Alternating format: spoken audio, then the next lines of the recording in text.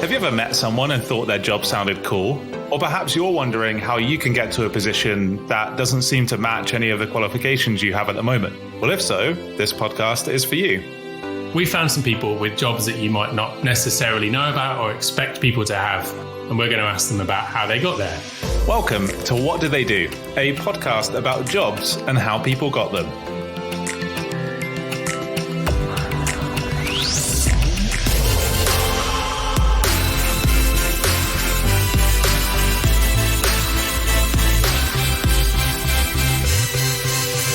Hi everyone, and welcome to this special episode of What Do They Do? In this episode, we're going to recap season 1 of our podcast, where we look back on the 6 different interviews that took place and try to identify some different themes. Now, we have listened back to them, and we did identify some themes, which is good. It means we've got something to talk about today, and we're going to go through them today before we jump into our second season, which will be starting in early January 2021. Yeah, so the themes that kind of kept on coming up that we are going to talk about is imposter syndrome, network, so building your network. We've got kind of that key person who might have inspired you at some point along the journey, and then a little bit about qualifications, and we'll talk a bit more about that in a moment. So let's dive right in and start with the first one, which is imposter syndrome. Ben, how would you define imposter syndrome? It's been really, I've talked about it lots in the past, and actually I think you and I have talked about it a lot in different scenarios, particularly around like the work we used to do around presenting and like doing training, like the standing up in front of people in like, what on earth am I the person who gets to stand up and talk to these people? So I just used to think of it as like, how am I still getting away with this? Surely I'm going to get found out at some point. But it's interesting in the interviews we've done, and it came up in particular with Caitlin and Imogen, was a doubt of whether you are the right fit for a role, even though everyone else seems to think that you are. But I've come around to thinking, like, is it a necessary part of the way that we're made up? Because it keeps you striving harder if you do have a bit of self-doubt. I haven't answered your question at all about a definition, but I suppose it's that self-doubt that maybe doesn't have basis if you were to speak to anyone else. Yeah, I think it is really hard I think it's probably different for everybody. And so if I look at Wikipedia, the best source on the internet, there's no other place to look. Imposter syndrome is a psychological pattern in which an individual doubts their skills, talents, or accomplishments and has a persistent internalized fear of being exposed as a fraud, in inverted commas. And I think this probably feels different for the people that feel it. And it's worth saying it's not necessarily a real syndrome as such, but that's just the name that's been coined for it. And I think that this feeling can kind of come and go in waves as well, maybe depending on the project that you're working on or the team that you're in, how long you've been somewhere, even just the way that you are feeling that day. I think this feeling can probably be relatively well linked to your mental health in general and whether you're feeling good or maybe having a low day. But I've certainly felt this through my career, if you can call it that, for different reasons, I guess. But I think for me, one of the important things is being aware that it's there. And also just kind of giving yourself permission not to know everything. It's impossible that you're going to know everything that you need to know to get your job done. You're always going to be hopefully challenging yourself and learning new things as you work on different projects or work with new teams. And I think it is that inherent thing, like what you just said, Ben, where maybe this is essential to how we operate in some way. As humans, we do tend to compare ourselves to other people. And really the only thing that you should do is compare yourself to you in the past. Because it came up in your interview with Caitlin, which happened. When did you conduct your interview with Caitlin? Just over a year ago. So late 2019. In person, right? In person, yeah. In the same room. And during that interview with Caitlin, she talked about it in the context of, I think it was when she was headhunted for a role, and she felt that like they maybe got the wrong end of the stick. Like, why on earth did they seem to think that she would be suitable for the role? And if I remember correctly, it felt like she was not really going to pursue it because she wasn't the right fit. But in conversation with someone else, they called her out on her imposter syndrome and said, well, why wouldn't you be a candidate for it? And also kind of linking in with themes that come up of like, what's the worst that could happen? Kind of fighting that. So for her, it sounded like having that conversation with someone else who knows her and is aware of her skill set. They were able to get her over kind of missing out on that opportunity and kind of overcoming the imposter syndrome. Because it's one thing to have it, like have that feeling, but I suppose the next bit is whether it impedes your ability to go on and sort of take opportunities and do what you are actually capable of. I think that's the key thing is if you recognize that it's there, that's a good step and a good way to make sure then that you understand that's what that feeling is. It isn't that you are not capable or that you are a fraud. It's just an internal mechanism kicking in somewhere to give you some doubt about what you can do, I guess. And then hopefully if you recognize that, you can kind of work through it. I mean, that's the thing. Without imposter syndrome as a thing, we would just have a lot of incredibly arrogant people strutting around. Yeah, I think that's an interesting point, actually, because is the opposite of imposter syndrome arrogance? I'm not sure. And there's a fine line between arrogance and confidence as well. I really look up to people who are able to very confidently talk about their achievements, because you should. You absolutely should share things that you've done well and produced, or if you're in a creative industry, you have a portfolio of work, you should want to shout from the rooftops about that amazing thing that you did. And I feel like there's maybe a bit of a trait that's quite British in that as well, and being more reserved, and in general, British people not shouting about things and they find it difficult to hear someone else do it. And so I think we should be careful maybe about saying that arrogance is the opposite. There's also potentially a gender difference as well. So not my own unique thoughts, but I suppose it's a reference to the book Invisible Women by Caroline Criado Perez, where it talks about like that job interview process and job descriptions, where it would seem that there's a suggestion that when seeing a job description, men are slightly more inclined to say, I've got some of the skills, I can probably figure out the rest. Yeah, I'll give it a go. And women might be more inclined to say, I've got some of the skills, I don't have the other ones, so I won't apply. But then there's also factors of like language in job descriptions, which is kind of explored in the book as well, about like, language can make a big difference about who applies for a certain job description. And if you tweak it to be more gender neutral, it definitely open up your pool. But because imposter syndrome also came up with Imogen Napper. So to give context, if you haven't listened to Caitlin's episode, Caitlin at the time of interview was working in kind of agile innovation work within a large multinational.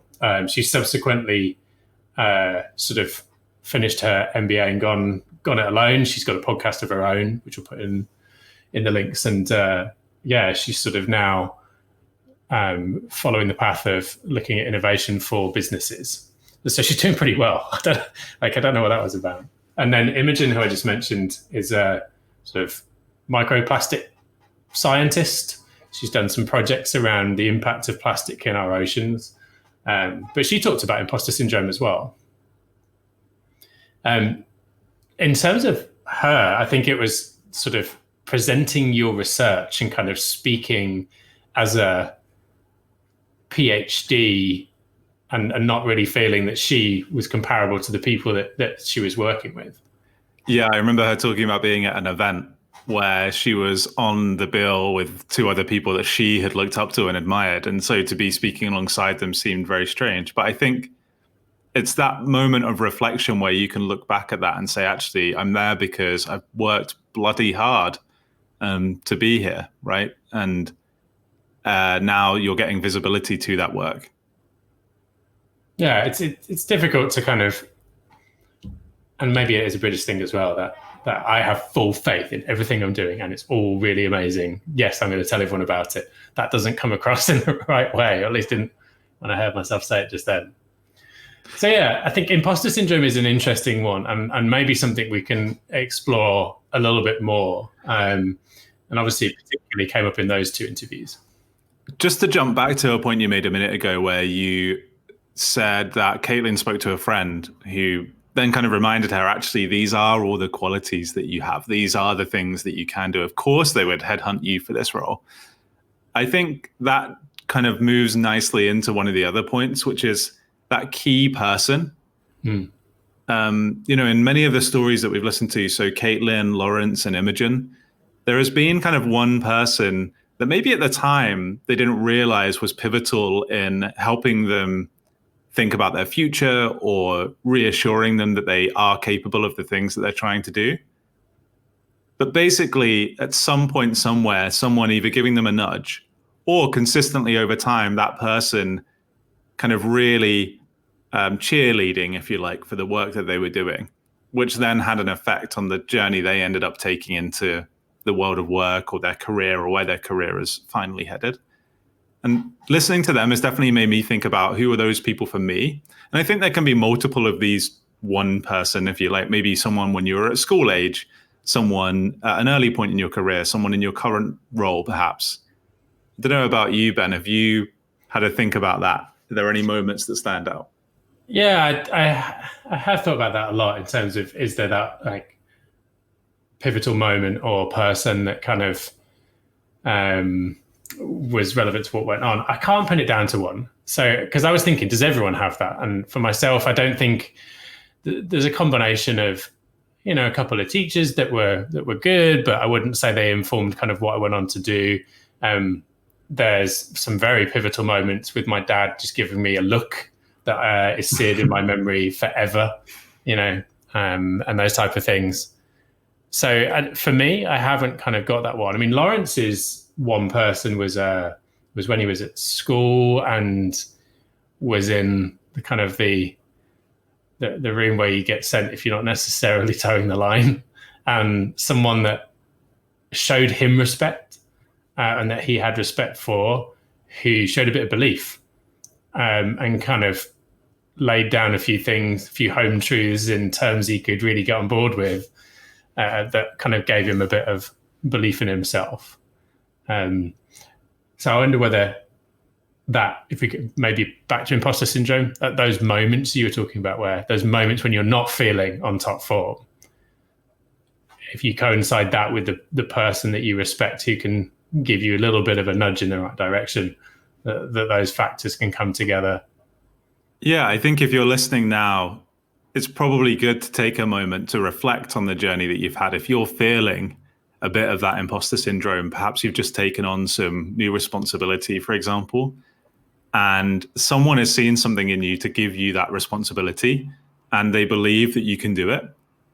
And hopefully, if you can reflect on that, that will give you your own self-belief that you're able then to actually do it. And it might be that for that new responsibility, you need to learn some new skills, and that's just going to take time, because a lot of these things are soft skills that just take practice, especially if you're taking a step up in a current role.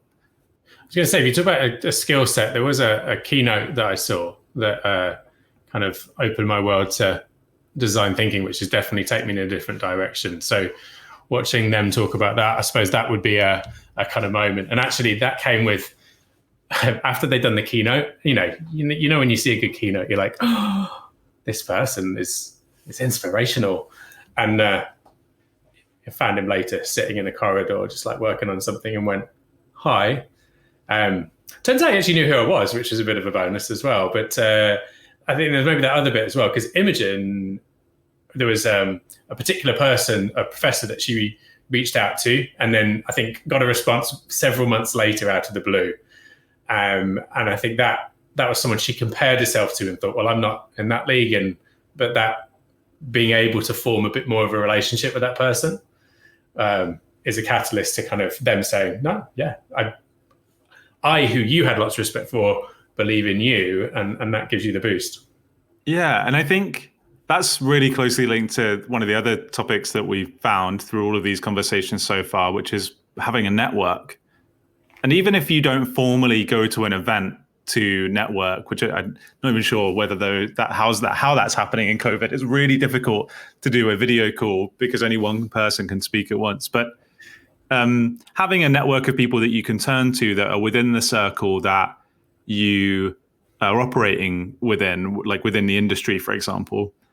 I think one thing that is positive and that I always try to do, and it can be very difficult, but I try to think about how can I help create a network for people, or how can I be a part of that network?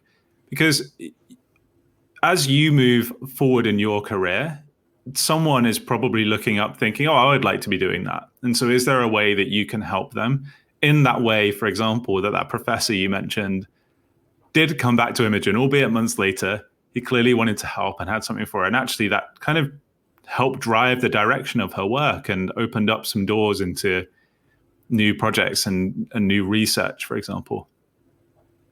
Yeah, because in terms of network, so Jem, she introduced me. Was it introduced both of us to the phrase "your network is your net worth"? Yeah, and Jem is probably the best example we've had of someone who really has a thriving network that allows her, like, she's worth connecting to on a number of levels, because she's got people all over the world that she connects with all the time, and her network is so strong.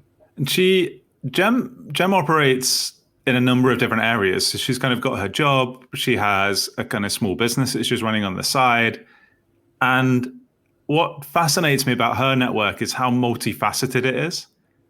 And that it's not just focused on one particular area of work or one particular set of knowledge. It's actually surrounding yourself with people that are outside of that circle too, but just networking with them because it's useful for a mentorship, like mutual mentorship in a way, and being able to talk to people. But Jem is always the person that I turn to. I work with her. If I'm like, do you know someone who does this? Because 9 times out of 10, Jem probably will know someone somewhere, or she'll know someone that knows someone that does the thing that you're looking for. And it's made me think about that as well, and think, who is in my network? What does my network look like? How can I expand that network or meet or talk to more people? I think through 2020, this is probably pretty difficult to do. But what I would say is I find that most people are pretty open. Like if you send them a message, they might be super busy, like Imogen's professor as an example, but eventually they might come back to you. It's also like, obviously you work with Jem, and if you were to purely work with her on a professional level only and just focus on that, the work that she does in the role where you know her, you wouldn't necessarily end up discovering that she has run. She runs Tribe Quest, Tribe Dash. I've name dropped a different one. Tribe Dash, where she takes groups of people across the world in on trips, or that she's kind of got a few voiceovers out there as well.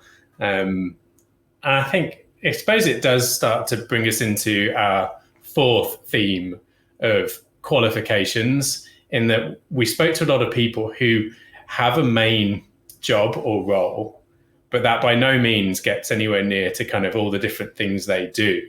When I spoke to Sam towards the beginning of season 1, he had gone through various different roles in surf magazines and doing user experience design for touchscreen DVDs back in the day, which actually eventually led him to creating an accessibility tool.